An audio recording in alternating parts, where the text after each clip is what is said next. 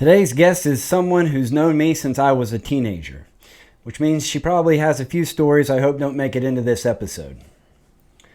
She's one of the most creative people I've ever met. She and her family took their farm and turned it into one of the area's most beautiful wedding venues. And they've been hosting big days and big celebrations there for nearly 20 years. She's a businesswoman, mom, wife, grandmother, and somebody who's built something really special right here in our community. I spent a lot of time at their house growing up, so this one feels a little like coming home, minus the shenanigans. I'm happy to welcome to the podcast Mrs. Betty Lou Svonavec.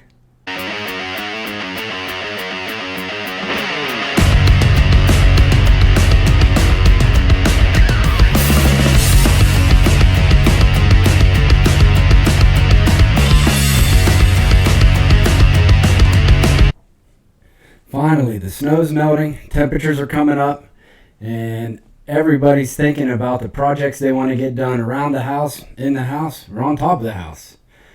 That's why you can head into SDC Building Center in Somerset for your friendly local experts on building materials, gas grills, charcoal grills, pellet grills, whatever you need, they got it. They're the best. That's why I use them as a contractor. So for all those things you need to get done to get ready for spring and summer, head into SDC Building Center in Somerset today. Everybody wants to know where you got the name Timer. That's yeah, that's right.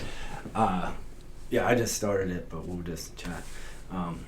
This is your mic, so just pull that up to you. Okay. And then you can throw your headphones on.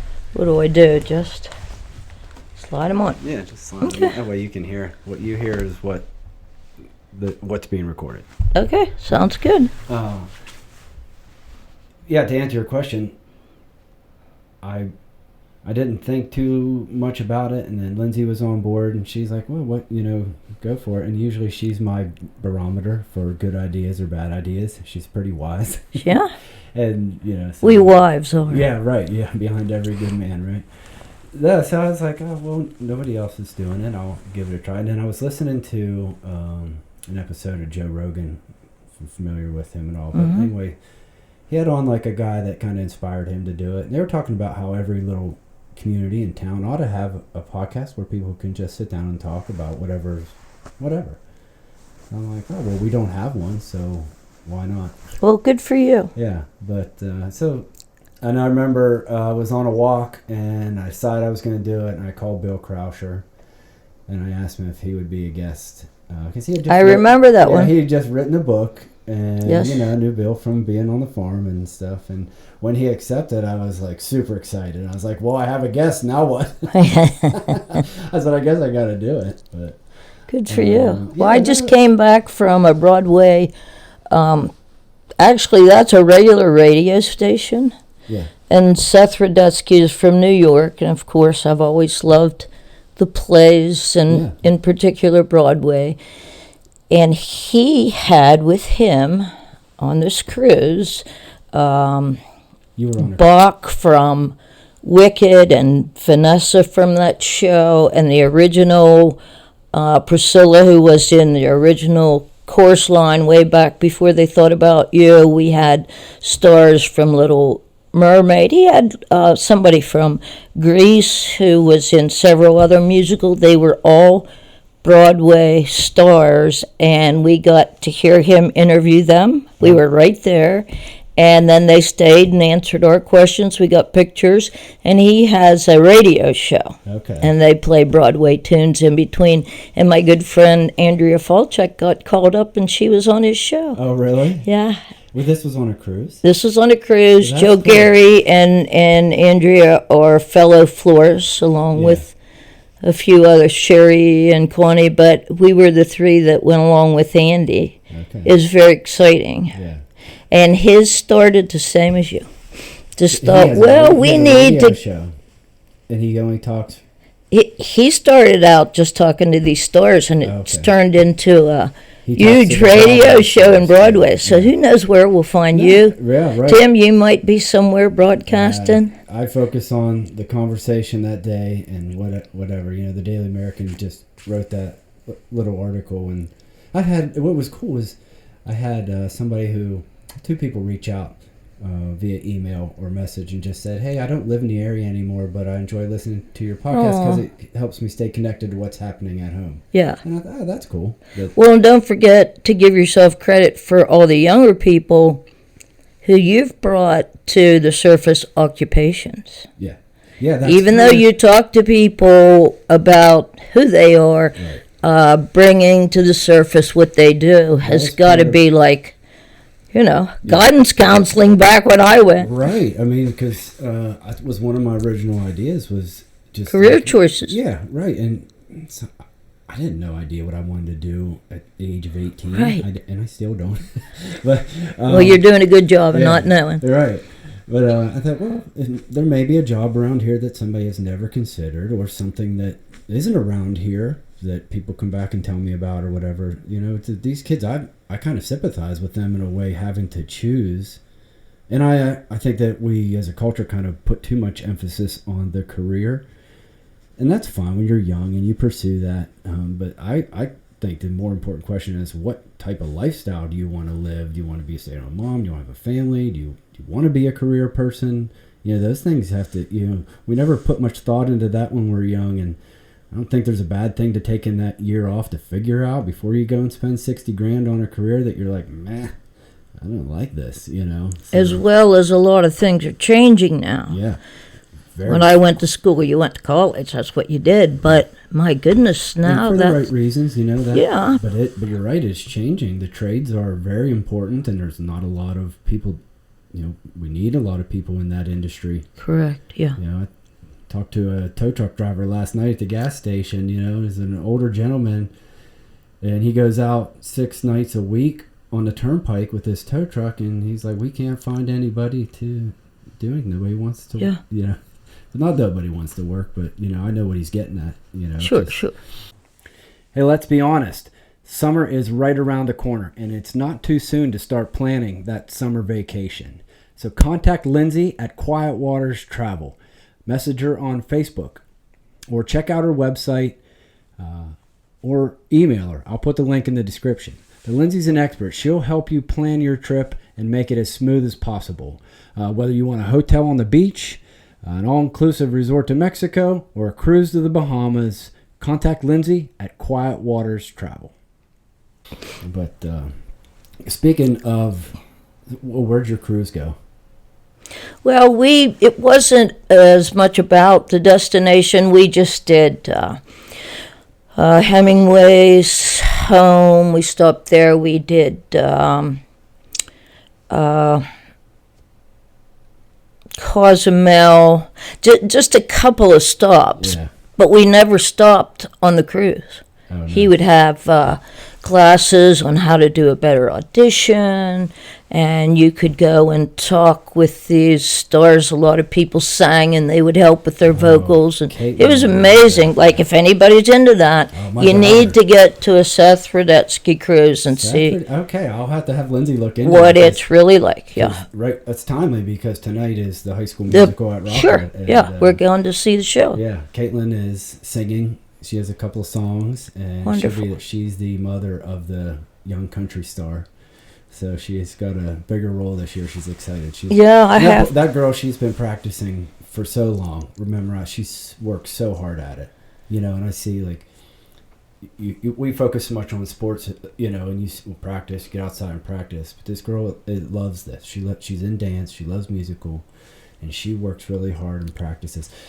I go back to, like, when you were doing musical at Rockwood. Like, you're so creative, and I always wondered, like, how you did that. Did you come up with those ideas yourself? Did you find plays And I don't ever remember working as hard as Caitlin is right now on memorizing my You guys are too busy goofing off. Yeah, we did a lot At of that. Rockwood, actually, Tim, we didn't have a budget for that kind of thing. Yeah. And now, you know, But it was so all good. these schools are doing these wonderful Broadways, and we get to go see them, these Broadway shows that we mightn't get to see, and Yeah. the kids are doing a fantastic job. But I used to write them then because, you know, if you get the rights to a play, you better have some money to pay for it or Yeah. sell a lot of tickets or whatever. So I write those silly lines just to match the person that you were. Yeah. That's why it was easy. Yeah. Well, you had a cast of characters for sure. We did. Yeah. That And was so in much the real fun. sense of the word, characters. But, and I give it, like, for the kids, you know, it was about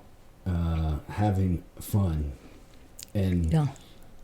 I don't remember every line or, you know, every theme. Like, I know the names of the plays that I was in: Bury the Hatchet, Sunny Side Up, and then That was a Lost funny in the one, wasn't it? Sunny Lost in Side. the 50s. Yes, that was fun. That was so much fun. So you wrote all those? I did. That's incredible. And then as time went on, I got into Somerset. We did Grease and a few major shows because we could. But the other thing, getting back to what you said, is I loved to see the confidence grow. And I think that's something it's hard to find in a class or somewhere, but the ones who started out wouldn't even make eye contact, all of a sudden are up there on stage, belting it out, feeling good. The other thing I loved is that we crossed over all those boundaries of, oh, he's in sports and she's in the business thing and they're going to go. And that entire cast became a group who had a final destination to accomplish, and they became best friends. Yeah. And that's hard to do sometimes in another avenue, but that was a great classroom. Well, Lindsay and I talk about that all the time, how like our classes back then they weren't very cliquey. Like, we were all friends. No. Everybody was friends. And I think, like, to your point, on the set or on the stage, like, yeah, you were maybe dancing beside somebody or partnered up with somebody that maybe you didn't normally hang out with, but you were able to have a good time. Oh, yeah. And we never, or at least I never noticed, like, those things that you just said were important and what you saw develop in kids. We never thought of that then. We were just doing what we were told to do and having fun doing it. But that all happens. It did. Yeah. Yeah. And some of the, I've gotten criticism from parents or maybe a voice teacher or somebody about, you really goofed up when you cast so-and-so in that part. But I never cast them for that reason. Yeah. Sometimes the person with the least amount of confidence was thrown in a role. I can remember one of the leads I cast, and they sent me a note that said, I can't do this, because they really needed to, and I knew the potential was there. Yeah. And I turned the note over and wrote, yes, you can, and sent it back. Yeah. So, Did you do it? So I probably didn't cast the traditional way, and Yeah. on the cruise, they'd have given me heck for that. But when you're in a small school, Yeah. and you have a certain amount of students that you can showcase, why not? Yeah. Why not put everybody out there? Right. Yeah. Yeah, you put me up there. And yeah, a goof off would have been a good word for that. But I think you gave me a role where I was to be a bit goofy, which Yeah, was fun. absolutely. Yeah, I like it. Now, when I say that I kind of made the roles for the person, I don't know if Luke were here, if he would agree, because I dressed him up like a woman. Do you remember that in Side Up? He was disguised as the old grandma in a dress. That was hilarious. And wearing makeup. Yep. Yeah. No, he would. We had some good laughs.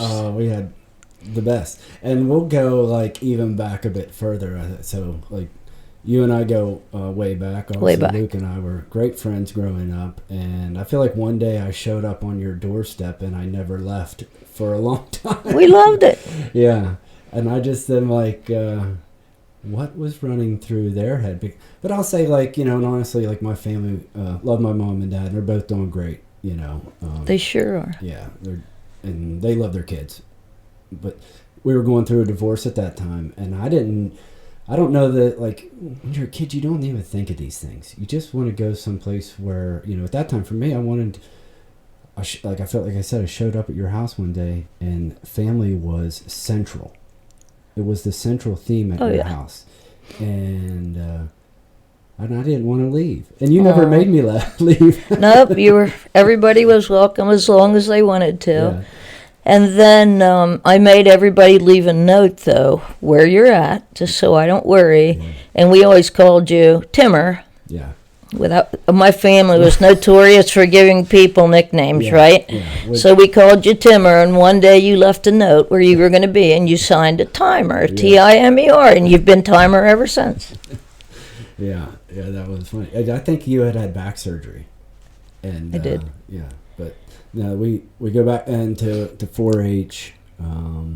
You know, you have the farm there. At that time, it was a farm. Yes, you know? It was a working farm. It was a working farm. You guys had to go out and feed what needed fed. Yeah, and if I came over on my 4-wheeler or whatever, I would usually head straight to the barn to see if anybody was out there. And they were. Before I knocked on the house door, you know, which then Luke would yell out the window or, you know, show me his butt.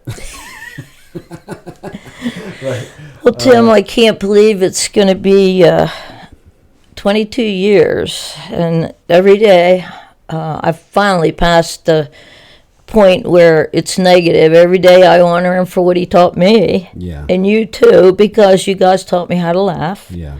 We're going to have our Memorial Day blood drive, which we do every year.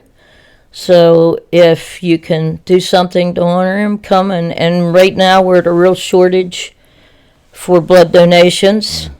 I think the weather's kept people in and that kind of thing. So come to the Heritage Barn then. And while I'm talking about the Heritage Barn, we are trying to get hometown heroes in our big town of New Centerville. Oh. So on May 2nd, my birthday, so you better be there, we're going to do a Derby watch party. Okay. And I've always loved the Derby. I never got to the Derby that day because it's a fortune. But I got there a week before and saw who was running. My cousin lives right there. Loved the track, loved the horses. So we're going to have a Derby watch party a couple weeks ahead of time. We're going to get together and make our hats. And we're going to, you know. Have mint juleps. Mint juleps. And we're going to have a good time and try to raise some money to get our loved ones' pictures up there in Centerville that served in the military. Oh, that would be awesome. Yeah, I really want to hear from everybody if anyone's interested in this. I mean, I already have 10 people who gave me the idea because I didn't think about it, but 10 people are like, oh, you drive through a town and you see those pictures and it fills you up with that pride and that honor, and I think our country needs a little more of that right now. Yeah, for sure. I love talking to veterans, and I've had a few, on this podcast, and I just military was always something I never thought as much of as a kid, but almost went down that road later in life. Yeah. But I, didn't because I have a family, and just serving here has been my calling, but. Love talking to veterans. I think that would be amazing. So how would that work for the Hometown Heroes? Would they? Well, we're going to announce our event. Oh, wait, I just announced it. Yeah, we're going to publicly advertise this event starting next week. We have a group of people who are interested. I couldn't believe in such a small town what a wonderful bunch of military coming from that small population, and a lot of them followed through in the family. 3 generations, 4 generations of veterans. My own father-in-law being my push. I want to get his picture up there too, and we have a lot of veterans. So this will raise money for those banners that we have. It's actually controlled by an organization. So we have to start with buying their specific holders and guarantee they go up a certain time, come down a certain time, that we're using that and all that kind of thing. Okay. But yeah, that's the point. The more we can raise, the more holders we can put up, and the more flags we can contribute to. The flags are a little pricey for some people who would like to do that. So May 2nd, Derby May Watch 2nd, Party at the Heritage Saturday, Kentucky Derby Watch Party, yeah. Very cool. Lots of Southern food Nice. and You have some drinks. TVs up And, at the oh, place yeah, and- we have dueling pianos coming. Really? Yes, we do. Okay, very good. You don't want to I miss will- them. yeah. They're going to handle things. Give me And, something that I can share on Facebook or whatever. Oh, yeah, please do. Yeah, absolutely. So you had a horse, and I remember this black horse, but that was a long time. Touch of staple. Class. Touch of Class. Like I couldn't come up with the name. I was thinking- Registered Tennessee walking horse, yeah. Okay. I had lots of horses, but he was probably like my favorite. Okay. It was a black horse. Yep. Yeah, I remember. My dad used to ride him. I have a picture of him. They just look so grand. And that horse lived to be pretty old, right? Really old, Yeah. 30. Wow, that's amazing. Yeah. So tell me about like how you guys acquired that farm, and a little bit about growing up and being involved in horses and farm life. And I know 4-H was a huge part of the kids' life and your life. And I know still is the farm show is a big part of Heidi's life, Yeah. but That's how both she Gabe got and there. Heidi were all stars in that regard. So Yeah. tell us how that all like transpired. Well, way back when, we lived in a little steel mill town called Perryopolis. It was close to Pittsburgh. My dad always did sell farm equipment, which we have continued to now for 3 generations, going on the 4th generation. And I think the boys put a sign up along 281, come on in and buy some farm equipment. Your granddad probably did. That's true. That is Yeah. very true. That's simple, honest marketing. Yes. And one day Dad said, I went up to Somerset, and we're like, we don't care. We don't know where that is. And I bought a farm, and we're all going to move there. We're going to sell the business. We're going to breathe fresh air. And we're like, what happened? Because, Yeah. we went to Pittsburgh and bought black patent leather shoes. Yeah. So that was a big step.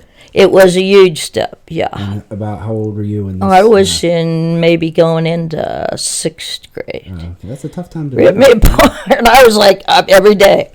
And you When I just- get home from school today, I'm moving back. Yeah. Well, it was destiny because you took to It was a big like- change. Yeah. Yeah. You really took to it though. Best change he could have done, and we were all together. Of course, he didn't stay out of the farm equipment business very long. That lasted like 2 years, and he dove right back into it because he liked it. But the main thing was the income was the farm, and we all worked there. And not too long ago, we lost my brother, who carried on the legacy. Yeah, love Reed. Big smile, big laugh. Oh, Remember yeah. him selling our pigs at the fair. Oh. Yeah. And now his boys are carrying that on, and they have boys and girls who will carry it on. But we moved to the farm, and after a while got pretty acclimated to it, found out that people around here were just super special. Where we lived, we had family, but I don't know if anybody realizes what a fantastic area you're raising your children in. Yeah. It would have been an entire game changer for me, for my brother, for our entire family, Yeah. had we stayed where we were. Obviously and historically, the steel mills began to close one at a time. The whole area became a little depressed because that was everyone's livelihood. Right. And people up here, they're open, they're friendly. Yeah. There is something about it, and if you haven't lived somewhere else, just give thanks, Right. because you may not have a comparison of how great the area really is. Yeah. So we took to it, and the rest was kind of history. Joined 4-H, which we were in 4-H there, and kind of did everything that we did in Fayette County. Yeah. but continued on here, and my dad started the auction there, then pretty soon my brother, then pretty soon me, because those were ruled our house. You had to go to college long enough to know you disliked it. It's not a bad theory. And you had to go to auction school. Okay. Yep, so we all went to Mason City, Iowa, got our auction license, couldn't even begin to count how many auctions in this area as well as extended areas, and still continue to have our equipment sales. So that's a little of both sides that Dad started auctioning and selling equipment. Yeah. And So what did auctions do that spring and fall. like?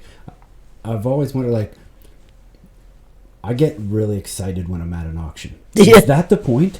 Is that the point of the fast-paced? I think back in the day when my dad started, it was just how you could move on to something else. People lost their farms. They didn't have the money to continue on. Well, we're seeing a little of that right now. Go big or go home. And these, milk 800 cows or milk none. And so we had a lot of that in our area. He became an auctioneer. He mostly started to sell out farms because what are you going to do? Mm-hmm. Well, you can take your cattle to the local auction, but then what do you do with the equipment? Well, then what do you do with what you milked with in your farm? So it was a big real estate, animals, farm equipment, the whole works. He sold a lot of things. And then when we moved up here, it was like, what was his motto? He said, after I moved to Somerset, now I just sell the land and everything on it. Yeah. I just think a good auctioneer could sell me something I did not even know I wanted to buy or did I need. I just think it's really neat. I enjoy going to enjoyed selling pigs or steers at the fair, and it's a fun environment, and I enjoy going. We buy a pig every year. Well, and now with our technology, look at all the auction sites online. Oh, yeah. Mm-hmm. I looked on MacBid, and they sell like 10,000 items a day. Yeah. I mean, people are a little like you. It's like, I'm going to win that. Like you can get caught up in it. Yeah. You can. Yeah.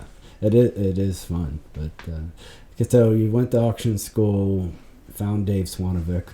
Yeah, right across the field there. Yeah, that's funny. I have this gift for you. Oh, it's the Route 301 podcast hat. I have a feeling Dave might kite that. But oh, yeah. He'll love this. But, yeah.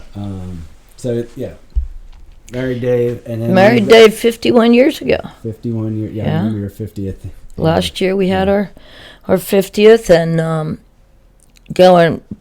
moving along, of course, he was in the coal business. Oh, yes. And where we still live, that was a coal job.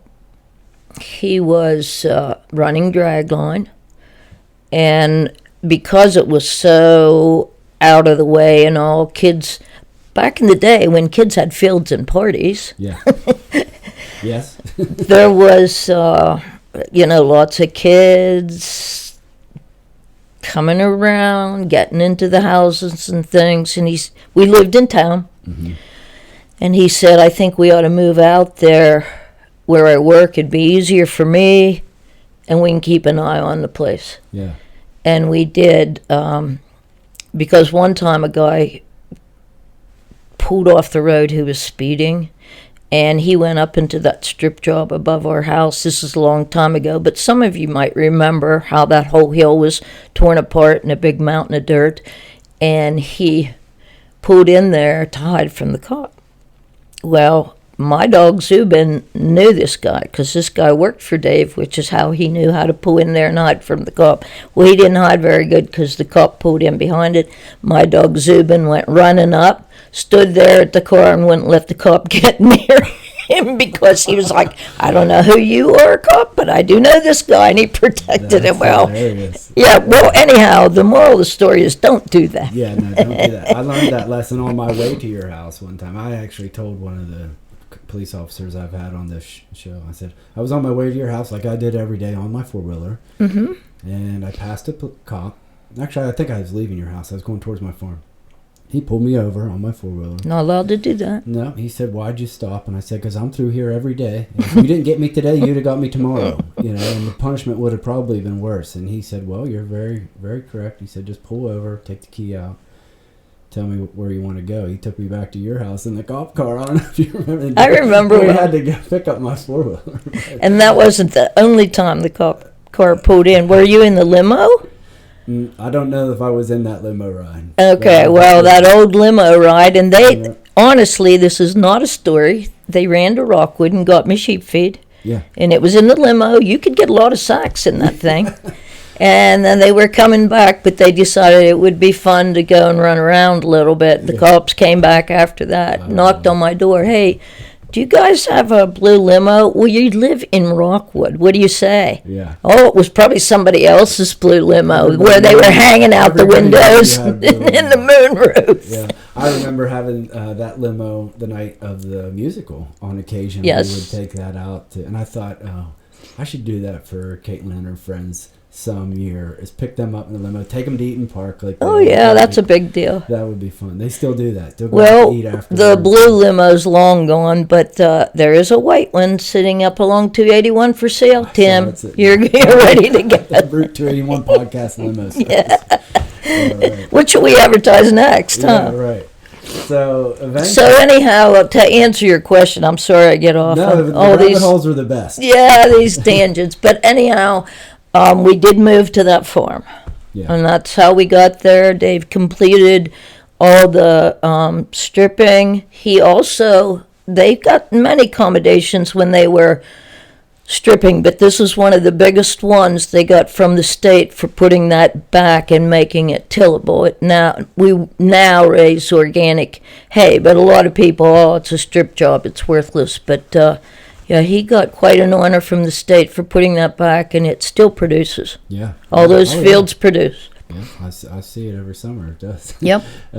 So and that house was always there, right? It was there, the barn was there, and Yeah, it's a we've gorgeous house. And I refurbished it. remember Oh, thank as you. a kid being like, these pillars and a balcony, and remember you had the hot tub room. Oh, yeah. I love that. Yeah, Oh, yeah. that was good. That was a lot of good times. And his project right now, my husband's project right now, is a 150-year-old church in New Centerville, right behind the pizza shop. Yeah, and you're Gabe's fixing Pizza it up. Shop. Though, Yeah. girls, get your seafood pizza during Lent. Yeah, there you That's go. what this is turning into, an Yeah, advertisement. That's all right. That's what it's here for. It's about local. Well, hey, you could have a pizza shop when you grow up, because when Gabe come home and said, "I'm buying a pizza shop," I went, "What do you know about pizza?" It's He good. said, "I don't know a thing, but I'll bet you somebody else does."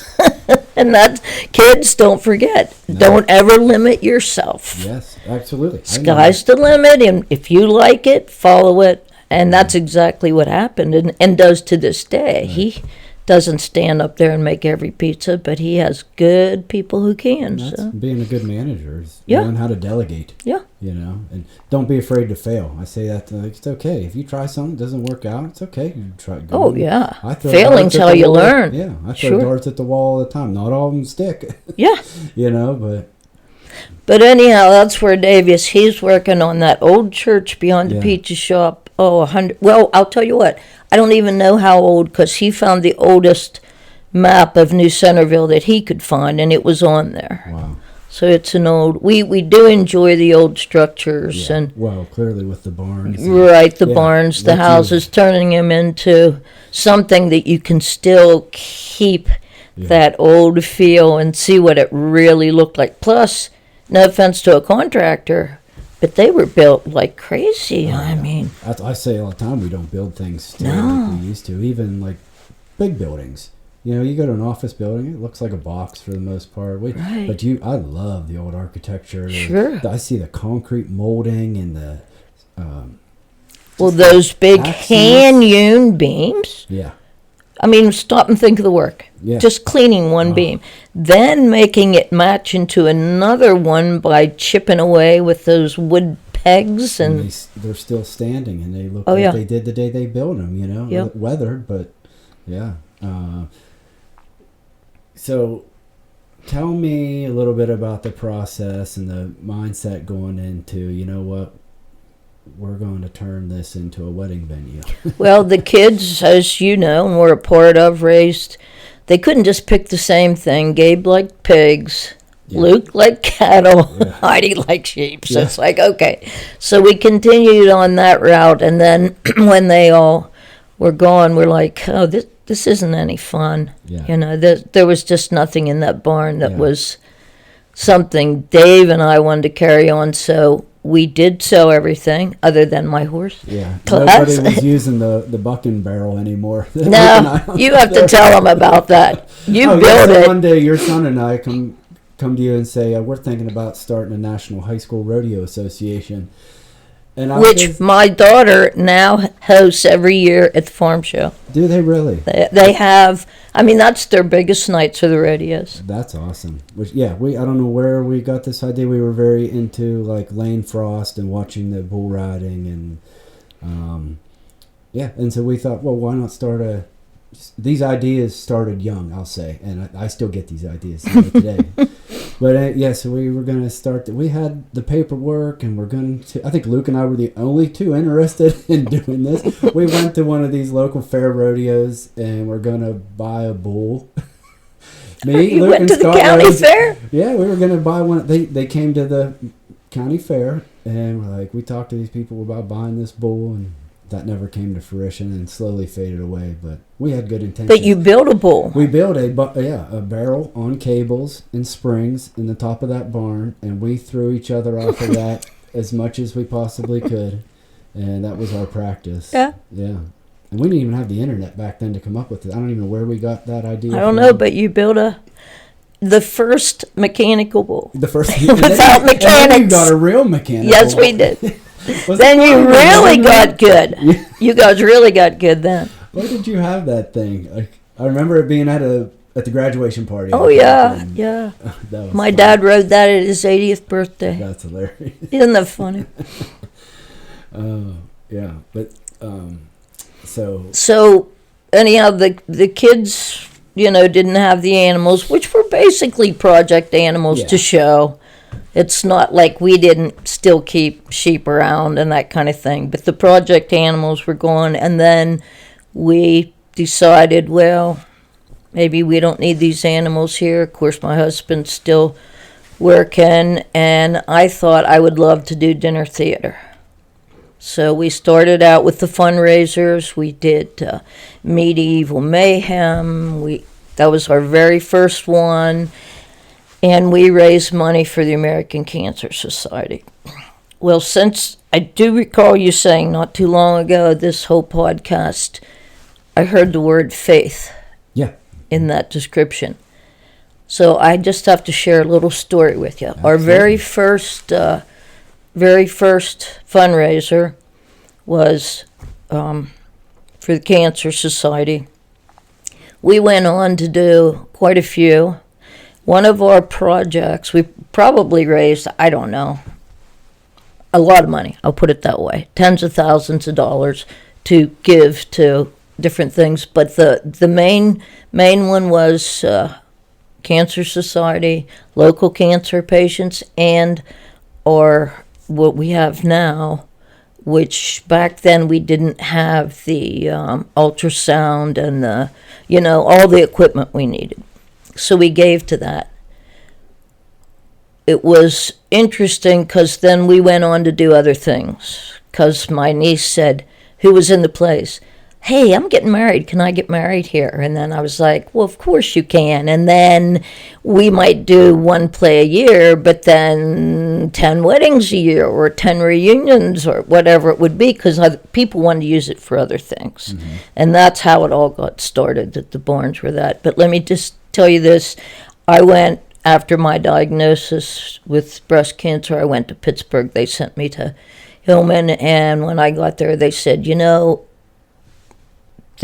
hospital got, which UPMC now owns that hospital, but Somerset Community Hospital just got the new equipment 2 weeks before I was diagnosed. wow. And they told me in Pittsburgh, probably without it, were not sure their equipment would have been sophisticated enough to pick that up.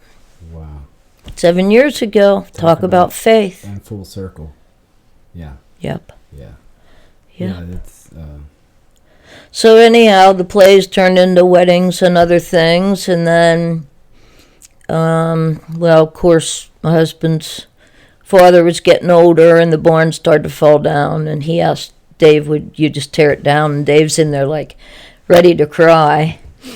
And he said, I can't, He said, this is too nice of a barn. And Joe said, well, then you take it. But I'm not paying taxes on all these buildings anymore because they're falling down. And Dave fixed up his home barn, too. Yeah, and that's now the Heritage, right? That's the Heritage. But it was a haunted house for a little It was a haunted house for a lot of years. That was fun. You're the most creative person I know. Because you're like, saying, what can we do with these silos, And so we're like, can you put a bathroom in there? And I said, sure, can you turn these kegs into urinals? And And back in the day, one of the very first projects of yours was a little cabin I bought on the way to Seven Springs. That was probably your first. Here, start here and then finish it. And beautiful cabin. We sold that, and then we went on to the 2 Airbnbs. Tim was a big part of putting the Heritage together. Yeah, that was when I first started on my own, and you guys said, well, we got lots of work for you. To turn into a wedding venue. Yes. And it was falling down, but there was such good. You started right. You started from the ground up. And it's really, I really enjoy going to both of those places. And I just think and obviously I'm not the only one who thinks that's a very cool idea, because that has really caught on. But it sure did. You guys were like some of the pioneers of starting this barn. Well, Dave and I got married in my parents' barn. There you go. 51 years ago. We did it, and that was the first idea. Yeah, that's incredible. So we did that on our home barn there at the Hayloft. Went on to the Heritage, and Tim, you can't leave everybody curious. You got to tell them why you said, "How do you build a urinal?" when you took the beer kegs. Oh yeah. Well, I had seen that somewhere. Thank goodness for Pinterest sometimes. Yeah, for sure. You know what I mean? When I went to price them, though, I'm like, well, that's $2,000 worth of urinals. Right. We can't just spend that. Well, I think Gabe had some of his root beer, his 1812 root beer, I think is what it is. He had some leftover kegs of root beer, and we just turned them into a urinal. And you can actually buy the hardware to make it flushable and everything, and when you pull the tap, it flushes. And it's so cool and unique. People do get a kick out of it. Yeah. Everybody comes out of there, they're laughing because they pulled the little tap handle, Iron City, and the urinal flushed. Yeah, you don't see that every day. But that's very creative. You see a bathroom in a silo, like right. Or you got the storage area upstairs and stuff like that. But, so do you know how many weddings you've had since? Oh. And what have you been doing this 20-some years now, right? Yep, going into our 23rd year. I should have figured that out, because at the end of the year, I always kept the calendar that started out writing on a calendar. Now it's, a computerized sheet. No, but in the thousands of weddings, I'd say. Lots of weddings. We used to do maybe 60 a year. At the peak, Start in May when the weather's nice. Yeah, May through mid-October. Yeah, I've been there even in mid-October. Yeah, And at the Heritage, the downstairs we use year-round, so there's lots of. There's some small weddings there. A good place to go if it rains in the ceremony outside.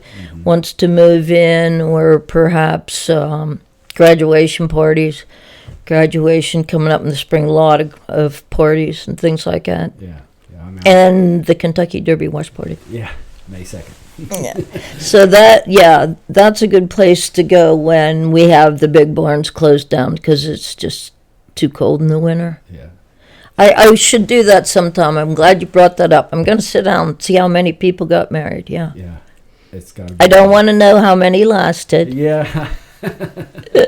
You hope all of them. Wouldn't that be a cool record? I have made best friends at weddings. I have friends who, for example, we do letters and balloon arches, and I think it's been 5 years that their kids got married. So now they come and do all their items. You've seen them at the and you started the donkeys Started and the Polly there. And I think that's really cool, honestly, for the community and for vendors who have ideas and can, you have the bridal fair where they get to set up and showcase their services, and you let the people that come to your wedding choose who they want to have there. Oh yeah, we're happy to say, of course, we have local caterer. Our DJs are all within the furthest, maybe being Johnstown or Mount Pleasant. They're all, I still consider that local. We've started a floral shop since then. I have 6 florists who come and help, a few young girls who are learning. I have one who actually is doing her senior project on how to become a florist. And interested in that, and all the the people who help and clean and serve, and linen rentals and everything. About a couple dozen people to do a wedding. From the planners. The coordinators, bartenders. Everyone's pretty local. I think that's so cool because there's opportunity. I just like there's opportunities for people that have kind of neat ideas in that space, and, for sure. and to see that take off for them, people baking cupcakes or whatever, or loading beverages onto a donkey, or that's another one that I never saw coming. It was great. People love it. People love holidays. You are in everybody's wedding album. Trust me, forever. Not me, but the donkey is. Yeah, for sure, the donkey. And the donkeys will still continue. Yeah. Yes. I'm happy to hear. Yeah. Donkeys will continue. And if you think about it, again, getting back to career paths, I have several event coordinators, 2 who have gone on to start their own business, doing very well. 2 very young bartenders who went on to start their own bar services, and now they go everywhere from Pittsburgh to Harrisburg doing services. It's a good launch, so try a job, like the floral example. A couple of people who took off just because they were like, oh, I like doing this, I like seeing the young people who sometimes you don't even know you're interested in being an entrepreneur until you find something that you really enjoy doing, right. And then that hits you like, oh, I could do this myself. Yeah. I have a successful event coordinator who was a real estate agent and did not like her course of study she chose, started coordinating, and now has her own business. And like I say, the bar services, obviously the food, Yeah. Well, what do you think, are some opportunities? Because, I feel like Somerset County, and you would know this better than most, is has it changed since you moved here? Oh, yeah. And then, unfortunately, it is a lot tougher. Used to be, if you could work hard, you'll make it. But boy, that's just not the case anymore, huh? Yeah. For a lot of people. Right. I do believe you have to work hard, though, no matter what you're doing. The dedication to it. But if you stop and think, Tim, just in you, Luke, Gabe, well, let's say from Heidi, my children, down 5 years, stop and think the amount of people in those classes that have businesses right now. Established businesses. I'm not seeing that lately. Yeah. I'm not seeing the new businesses springing up, how I'm gonna... Hey, look at Robbie, too, also, Yep. Yeah. So, I think the economy doesn't help. It's tough to get enough together to build a business, But start somewhere. Yeah. Get a job. Doesn't matter where. Learn what the value of work to money is. Yeah. Oh my gosh, I had to work that long to get this little. You got to learn that first. We did that with our kids. They started making their own iced coffees here at the house. And they just got interested. Oh, we're going to make an iced coffee. They would do this Saturday morning, when they didn't have to go up for school. They would take their time. They were all crafting. They were out here, looked like little baristas out here making their own iced coffees and stuff. And Caitlin found this recipe, and she kind of perfected it, and she worked on it, and we'd try it. And I'm just like, well, why don't you sell them? So we just let the three of them. They've got a little plastic cash register. We take them to a few places, and they set up a single tent and a table. But our point was, okay, see the work that goes into it. Now, go and do it. You get to socialize with people. You have to look people in the eye and say thank you. You have to take their money and exchange change. You have to count change. Nobody counts change. Makes me nuts. They hit the little button on their little cash register that they've had since they were little girls, And now here they are. They go around, and we've done this like 2 years, I think, a couple events a year, whatever they want to do. If we have the time, we support them, we haul them there. But it's taught them to really socially interact, which I think is missing a little bit. I agree. Our Like, customer service department needs shined up a bit. I blame the phones on that, because everybody's looking down instead of looking up to talk to somebody. But and then when we come home, since it was kind of Caitlin's idea, her sisters were her quote-unquote employees, and she'd have to pay them, and they tithe, and then they have to take out for taxes, business savings, and it's like, okay, Wonderful. what do you have left after you're done, and then you paid for your coffee that you had to put into it, so they get to see a little bit. Wonderful lessons. Yeah, they enjoyed it. I think maybe we're missing that a little bit. I can remember we talked about the auction business. We wore these old carpenter aprons that weighed a ton because they were filled with quarters, and we'd go to a house and we had to make change on the spot. Take them there, antique lantern they just bought for $4.75, and they give you a 20, and you had to make change on the spot. And we were all called runners. We took our item, made the change, they paid on the spot. Yeah.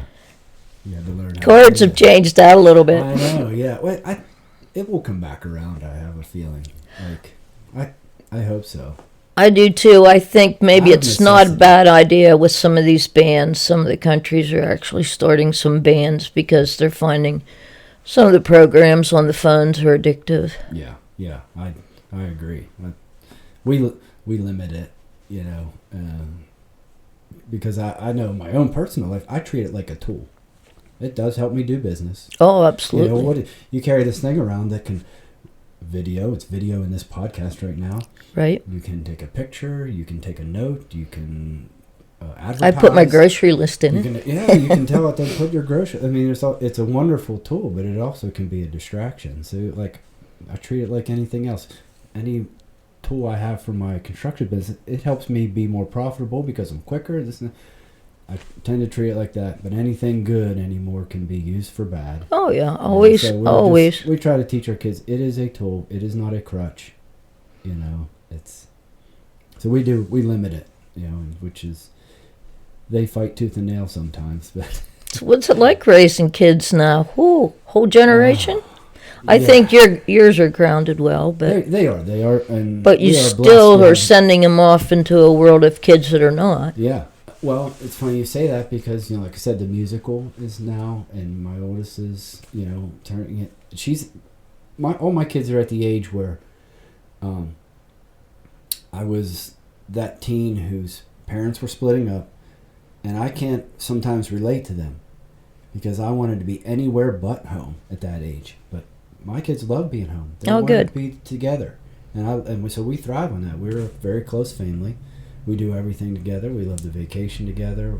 I go to as many things as I can. Well, that's important. Sporting events or whatever, and support them in what they're doing. And so it's like my hobbies. I quit bow hunting.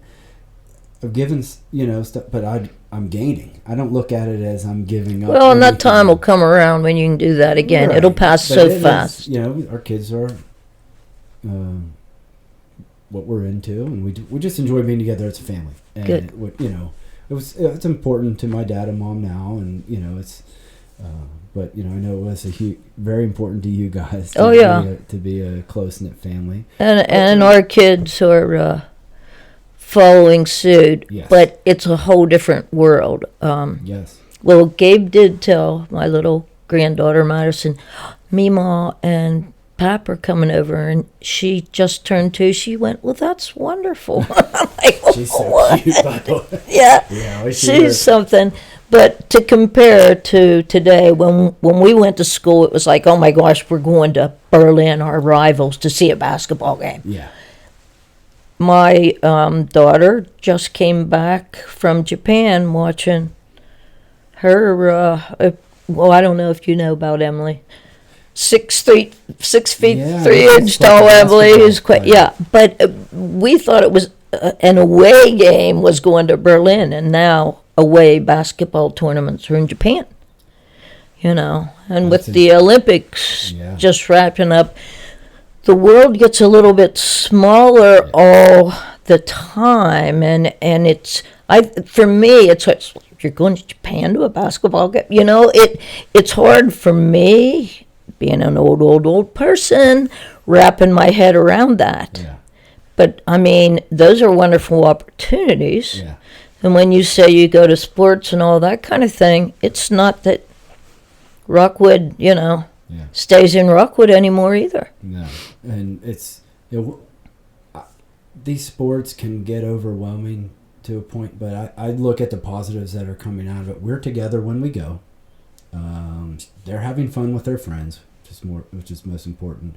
And we're not living vicariously through their sporting. You want to do it, we'll support you in doing it. If you want to try something else, they've tried softball, they've tried gymnastics, they've tried dance, and they're all finding their own niche. And it's kind of like supporting when they do find that thing that they start to like to do, is just supporting that and encouraging them. And then when you see they have natural talent somewhere, just encourage them. And but the hardest part is now letting go a little bit, which is they want to go out with their friends after the musical. How about when they all come over to the Heritage to get their pictures and they were going to the dance? That's it tough. was like, wait a minute, aren't you in kindergarten? Yeah. And they were gorgeous young ladies, all dressed up with their flowers and their hair done and their makeup. I don't know if I'm ready for that, but ready or not. And honestly, I'll be honest. I feel like Lindsay's parents and her grandparents were praying for the young man that she might meet someday, and that really had a big impact on me, and I never knew it. And so I do that same thing now. I know my 3 daughters I hope and I pray for that man that they'll meet someday, that he'll be a good man, a God-fearing man, and that I'm praying for. I don't know who they are, but I pray for their future husbands, even at this point. And I tell them now, I was like, there could be nothing more important than you find the right person. For sure. Be praying about that. Sure. It's okay. It might sound weird or... No, not at all. It makes all the difference, because you talked about when you were growing up. It's a ripple effect on everybody you love. Yeah, for sure. But, so that brings us back to weddings. Okay. You know what I mean? So I just think that there's got to be some funny stories that you have from weddings. And how do you feel about hosting somebody on one of the biggest days of their life? It's not the biggest day. Like, does that ever sink in a little bit? Oh, yeah, for sure. Every time. And we try to, I could sit here and tell you stories for hours, but we remain very tight-lipped on anybody. That's their day. Yeah. And even when we look at each other and go, I wouldn't do that, that's what we remind each other of.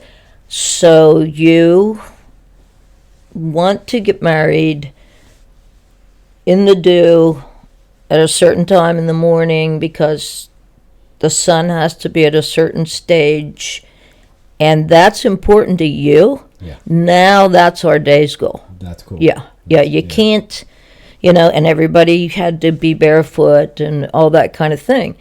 Maybe I wouldn't do that, but this is your day, and most people get it once, even if they do repeat, it's that one day that they get that it's totally theirs. And if you don't completely respect that and their guests and their families, you're probably not working there anymore. Yeah. Because you have to, and I've learned so much, a groom riding in on a white horse and the guests surrounding him because that was what you did. And just so many unique and wonderful things I learned and got to meet the most fascinating people. But you have to respect what that bride and groom, not parents, not cousins, not the bride and groom want, Because that's probably where some of the crazy stories go. Not with the bride and groom, but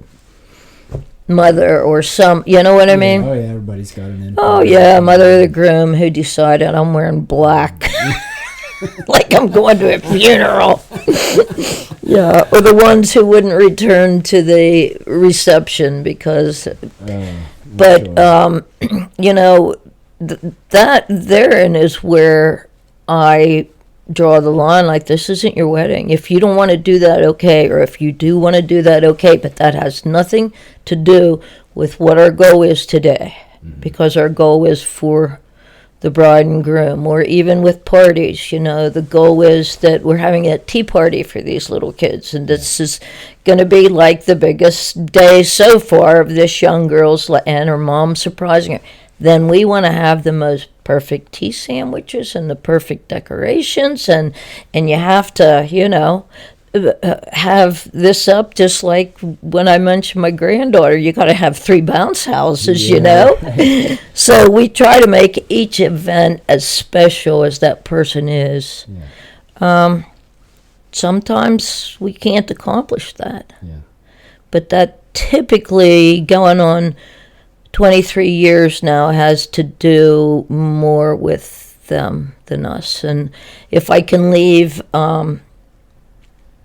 some words for our young kids when it comes to, we talked about careers and phones and all these outside influences.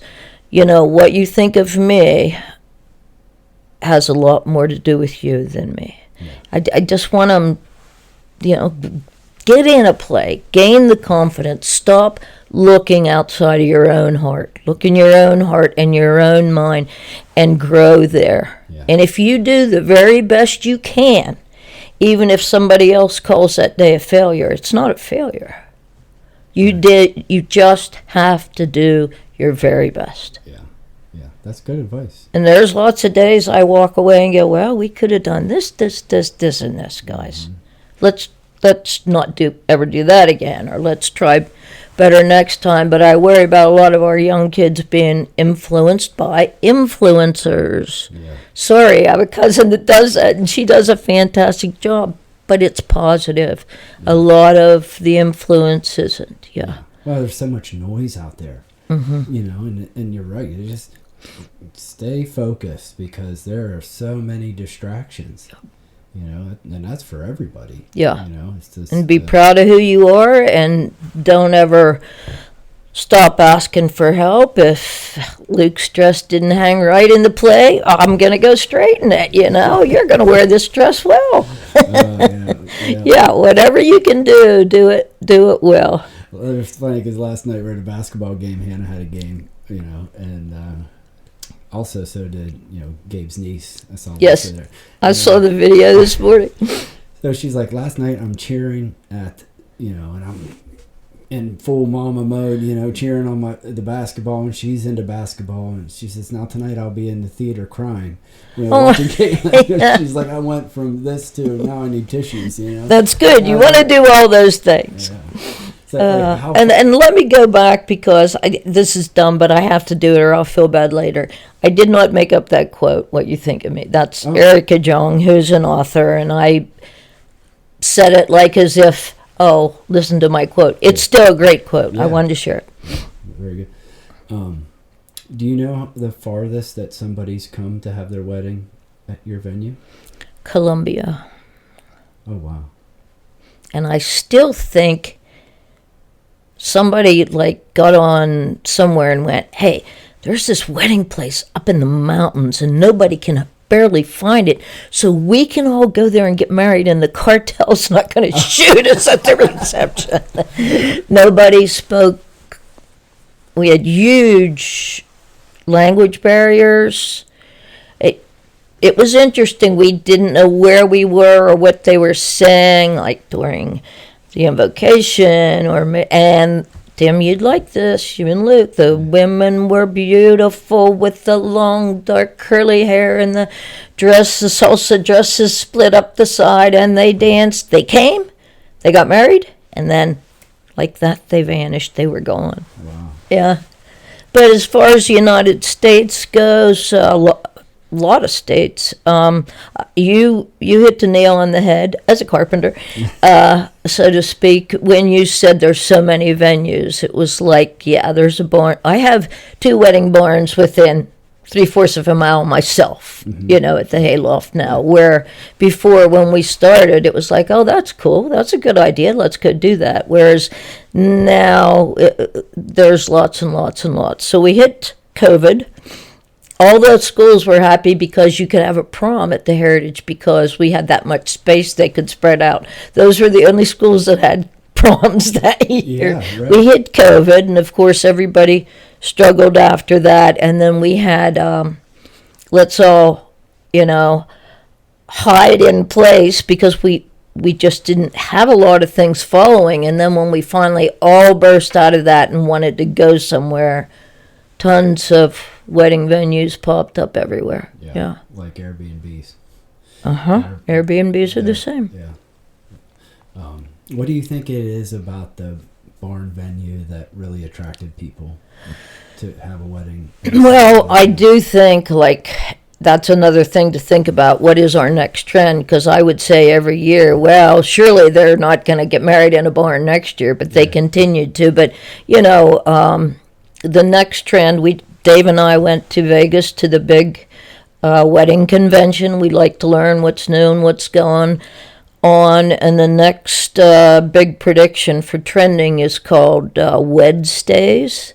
The weddings are going to become smaller, more intimate in size. They will be more of a destination and an adventure. So you'll arrive Friday, you'll stay over, have your rehearsals, stay over, celebrate all day Saturday. Maybe they want you to provide something for the guys to do, and a hairdresser and a makeup artist for the girls and all that kind of thing. Have your big party, stay over, brunch early, and then everyone takes off. Now, you have to remember, from these conventions we go to, we're about 5 years behind what a lot of the other states are doing. Yeah. California's doing it now. So, will we see that here? I don't know. Yeah.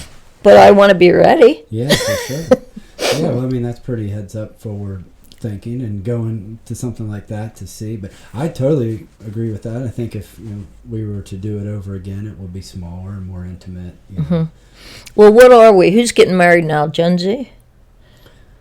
I get my X's and Z's and all. Anyhow, what I have seen from when we started, we typically didn't even see the groom until the day of the wedding. But I have met with so many grooms last year and this year.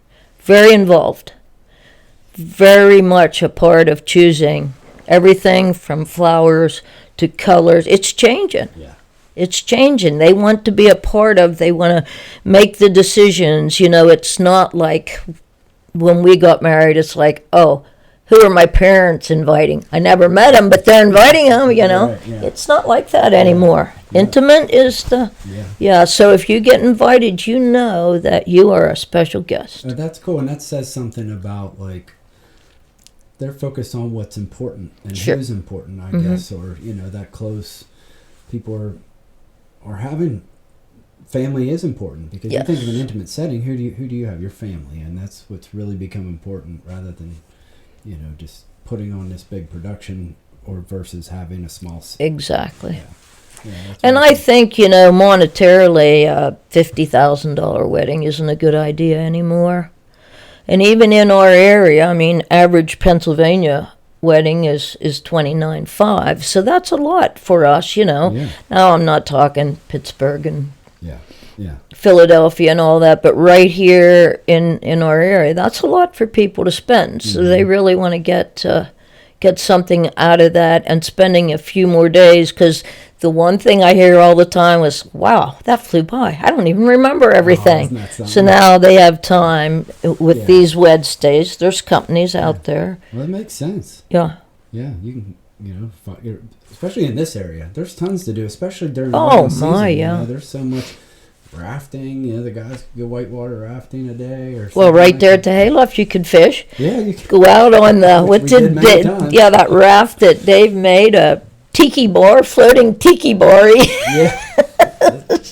I'll tell you, the ideas are endless, Yeah. Yeah, that's very cool. Well, you're one of the most creative people I've ever met. Well, I appreciate that, Tim. I wondered when you called me to be on this. Now, what's time we're going after? I didn't do anything special. That's why I wore my shirt, so if we had to sit back and read the daily paper, we could at least do that. Yeah, no, there's never a dull moment with you, for sure. But yeah, no, I am incredibly grateful for all the memories over the years, and just always admired your family. You guys are great people, and I think you've taken that and kind of shared it with everybody that comes to your place to get married. They get to share in that, and that's very cool. And like I said, you're creative and you started something new, and I encourage other people not to be afraid to try something, because who would think? You never know what will happen. Right. So, and do good, and it'll all come back. Yeah, very good. Yep, do good. So May 2nd, and when's the blood drive again? For everybody? We do that Memorial Day. Memorial Day. Yeah. Yeah, we try to pick a day where maybe, I know they're picnicking and all, but you can get in and out of that blood drive really fast. Yep. It's in the basement of the Heritage, because they send enough attendants that you don't wait. So you're probably off, and that's a good day, and it's right around when we lost Luke, so everybody remember him in a good way. Yeah, for sure. It doesn't take long. I've done it. Just show up, and you're in and out, and get to talk with people that you haven't seen in a while, maybe. Yep. Or we'll make you breakfast or lunch, whatever time you come. And I think there's one other thing I wanted to mention, but I appreciate you doing this, and I get to see you all the time, but we don't always have the time to sit down and talk. We pass. I talked to a pastor one time, and he's like, "Oh, it's great to have these conversations, even if you have to record them and put them on the internet." Yeah, that's true.